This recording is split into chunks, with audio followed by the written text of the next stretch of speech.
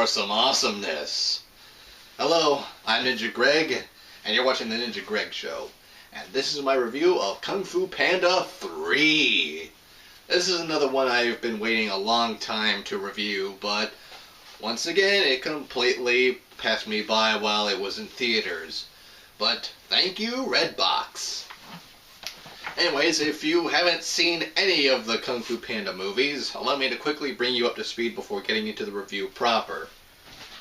First, Kung Fu Panda, a hilarious kung fu action comedy starring Jack Black as Po, a panda who's a big kung fu fan and looks up to every kung fu warrior imaginable, but none more so than the Furious Five. Angelina Jolie as Tigress, Jackie Chan as Monkey, David Cross as Crane, Lucy Liu as Viper, Seth Rogen as Mantis, and they are taught by their teacher, Master Shifu, played by Dustin Hoffman. So yes, in this movie, the Furious Five are the protectors of China who use their fierce kung fu skills to fight off anything that would threaten the peace of the valley. And Po, being a big kung fu enthusiast, gets excited about the day when the Grand Master of the Furious Five's main temple, the Jade Palace, decides that it's time to announce who is the Dragon Warrior, the ultimate kung fu master. So Po he gets to the ceremony just a little bit too late, but manages to get in anyways by sitting on a chair that he tied firecrackers to and launches himself over the wall and into the ceremony, and turns out he gets picked by Grandmaster Oogway to be the Dragon Warrior. And nobody takes him seriously because they can't believe the fat, clumsy panda is going to be the most ultimate kung fu master when they've all been training their entire lives for this moment. But things are not looking well because the main villain of this movie, Tai Lung, a dangerous kung fu master and criminal, escapes from prison. And it turns out Tai Lung was a former student of Shifu, and he thought he was going to be the Dragon Warrior. But, as it turns out, when he was denied that reality, he got angry and tried to take the power of the Dragon Warrior from himself, which turns out is actually hidden inside this Dragon Scroll. He was sadly defeated by both Master Shifu and Master Oogway and then sent to jail, and now he's back and out for revenge. So Po has to train hard to prove that he really is the Dragon Warrior and that Master Oogway didn't just make a mistake. At first, training starts off kind of rocky because Shifu, not taking Po seriously at all, tries everything in his power to get Po to quit. But one day, after discovering that Po actually has some latent kung fu talent when he's motivated by food, Shifu uses this method to train Po and make him the kung fu master he was meant to be. And so, by using the secret of the Dragon Scroll, which turns out to be nothing, because, well, you have to see the movie to kind of understand. They explain it a lot better than I could. Po manages to defeat Tai Lung and save the Valley of Peace. And he does so by using an ancient kung fu move known as the Wuxi finger hold, in which you grab your opponent's finger, flex your pinky, and then curl it back down. And then something happens. And I'll say exactly what when I get into a review of Kung Fu Panda 3 proper, because they actually explain it then. Okay? So fast forward to Kung Fu Panda 2.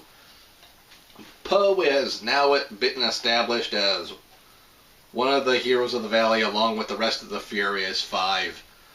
But his world gets rocked when a new villain enters the scene, Lord Shen, who uses a powerful cannon to destroy any kung fu master that gets in his way, as he tries to take over all of China. Why? Well, because when he tried to do so earlier, a fortune teller had told him that he would be defeated by a warrior of black and white. Shen took that to mean that he would be defeated by a panda. So he sends out his army to a panda village and has them all wiped out. So now things are a little bit more personal because one panda stands between Shen and complete domination of China. And Po learns a little bit about his past and has a bit of a personal discovery. And there's also a lesson about finding inner peace and being at peace with yourself and who you are. So Po discovers his inner peace and uses that to defeat Shen and save China once again. And so now here we are at Kung Fu Panda 3. I haven't bought it yet. Okay, so first movie had Po learning the basic of Kung Fu skills, all the hand-to-hand combat kind of stuff. Second movie, villain's a little bit more personal because he was responsible for wiping out Po's family and possibly his parents. And Po also has to learn about inner peace. But that movie also kind of ended with a cliffhanger, with some village up in the mountains, a village full of pandas no less, and one of them receiving some kind of message in his mind that his son is alive. So yes, we see Po's actual father in this movie. And I probably should have mentioned this earlier, but most of his life Po grew up with a goose named Mr. Ping as his adoptive father. And I'm not going to spoil how Po ended up being raised by a goose, because you really should see the first two movies to see that. So yeah, Po is reunited with his birth father, Li Shan, voiced by Bryan Cranston. And it turns out that in the spirit world, a warrior named Kai, who was once a powerful general and good friends with Master Oogway, has escaped from the spirit world and is looking to steal the chi, the spiritual essence of all Kung Fu masters, to make himself the most powerful being imaginable. And one of the things I like is how I liked Kai's backstory and how the pandas kind of tie into it. Because, as it turns out, during a battle that was where both Master Oogway and Kai led the charge, Master Oogway was badly injured. And so Kai, being his best friend, picked him up and carried him to a village of healers. A village of pandas, who all use the art of chi to heal Oogway's injuries and help restore him back to what he was. But Kai saw this as a means of gaining more power and wanted the power of chi for himself. So, after his long-time friend had become power-hungry and corrupted by his own desire for power, Master Oogway had no choice but to banish Kai to the spirit realm. So now Kai exists as a spiritual warrior. And remember what I said about the Wuxi finger hold? Yeah, it turns out that actually sends your opponents to the spirit realm. So, I guess that's what happened to Tai Lung at the end of the first movie. And in this movie, when Po hears about the story of Kai and his return, Lee volunteers to take Po to the Panda village, claiming that he knows the means of manipulating chi because, well, he's a panda, and of course it was pandas who saved Master Oogway's life. But it turns out to be it turns out to be a lie, and it's all because of well, I lost you once and I'm lying to protect you cliché. But Poe is not going to give up easily.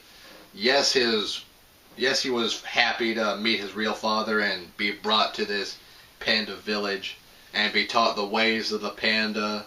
Despite being lied to, Poe is determined to stop Kai and undo whatever he did to all the Kung Fu masters when he stole their chi.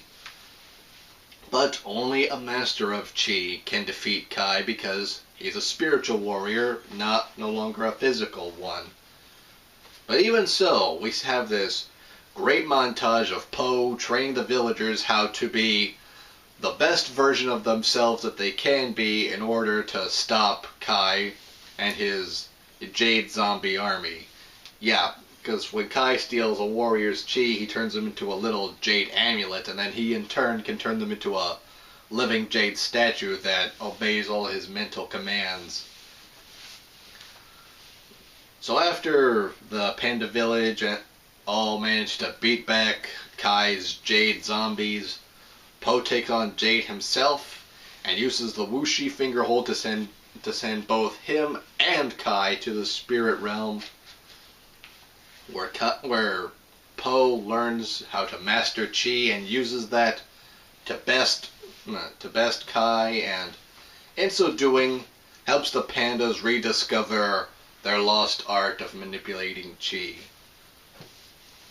So yeah, there's a lot of good in this movie.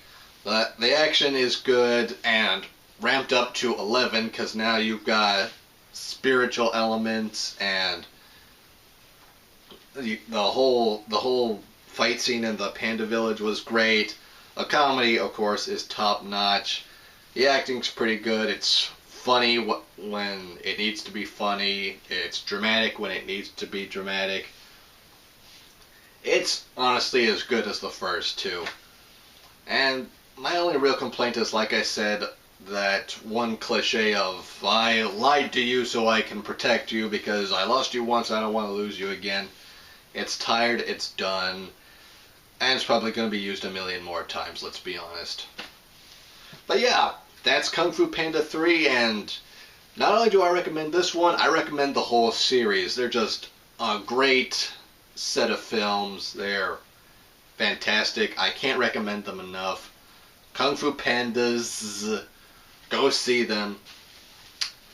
Anyways, I'm Ninja Greg. You've been watching The Ninja Greg Show. Don't forget to like and subscribe. And if you'll excuse me, I'm going to go have me a bowl of noodles. I'll see you next time.